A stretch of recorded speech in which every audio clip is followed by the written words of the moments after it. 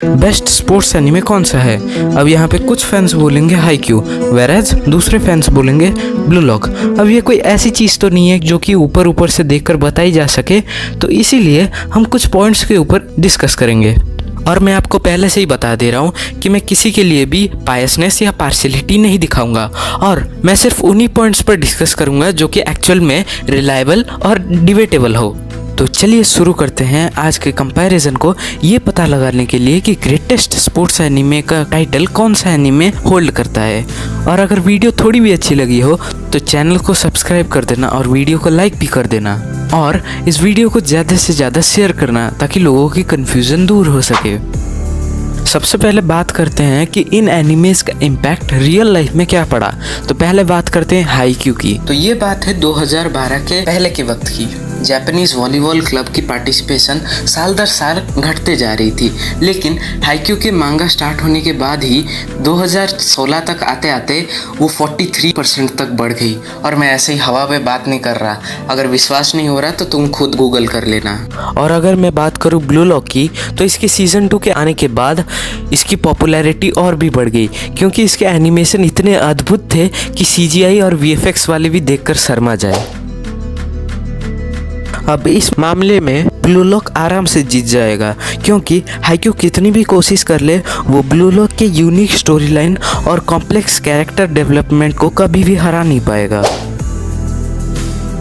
अब इस पॉइंट में ब्लू लॉक हाईक्यू के आसपास भी नहीं आता, क्योंकि ब्लू लॉक के प्रिंसिपल्स देखने के लिए सुनने के लिए अच्छे हैं, लेकिन रियल लाइफ में इनका कोई फ़ायदा नहीं है। अब इस पॉइंट पे काफ़ी सारे लोग मुझसे डिसएग्री कर रहे होंगे, लेकिन तुम खुद ही सोचो, फुटबॉल एक 12 प्लेयर का गेम है और उसमें टीम वर्क उतना ही ज़्यादा इम्पोर्टेंट है जितना कि नींबू पानी में नींबू। और अगर उसी में तुम अपने ही टीम मेंबर से बॉल छीनने की कोशिश करोगे तो सामने वाली टीम तो डेफिनेटली जीतेगी। जबकि इसी चीज़ को हाईक्यू में बहुत ही अच्छे तरीके से पोर्ट्रे किया गया है।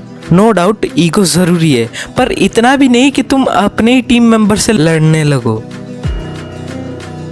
मैंने तुम्हें हाईक्यू का मामला वीडियो के स्टार्टिंग में ही बता दिया था, लेकिन उससे भी अच्छा स्टोरी लाइन और कॉम्प्लेक्स कैरेक्टर्स ब्लू लॉक में है। ब्लू लॉक देखने के बाद अलग ही लेवल का कॉन्फिडेंस आता है, और इसमें कुछ पॉइंट्स इतने इंटेंस हो जाते हैं कि बताना मुश्किल हो जाता है कि कौन जीतेगा, और इसीलिए फैंस अपने पल के तक नहीं झपका पाते। Specially blue lock versus under twenty Japan final goal की बात कर रहा हूँ मैं। इस पॉइंट में मैं किसी को भी एक क्लियर विनर डिक्लेयर नहीं करूंगा, क्योंकि दोनों में ही इमोशनल सीन्स को इतने अच्छे तरीके से पोर्ट्रे किया जाता है कि हम खुद रो पड़ते हैं, चाहे हम किसी के रोने की बात करें या फिर किसी के चीखने की बात करें। और उनके वॉइस एक्टिंग भी इतनी अच्छे तरीके से होते हैं कि हम खुद रिलेट कर पाते हैं उनसे। अब दोनों अच्छे हैं, तो दोनों में से कौन ग्रेटेस्ट स्पोर्ट्स एनीमे का टाइटल होल्ड करता है? तो इसका जवाब देते हुए मैं बोलूँगा हाईक्यू। लेकिन इसका मतलब ये नहीं है कि ब्लू लॉक खराब है, बल्कि ब्लू लॉक के पास हाईक्यू को बीट करने का पोटेंशियल है। लेकिन जब तक ब्लू लॉक अपना कोई अच्छा सीजन नहीं निकालेगा, वो भी अच्छा एनिमेशन के साथ, तब तक हम कंसिडर नहीं कर सकते। अब ये तो हो गई ब्लू लॉक और हाईक्यू की बात, लेकिन इन दोनों एनिमेज का भी एक फोरफादर है जिसका नाम है स्लैम डंक। आई होप आपने नाम सुना होगा।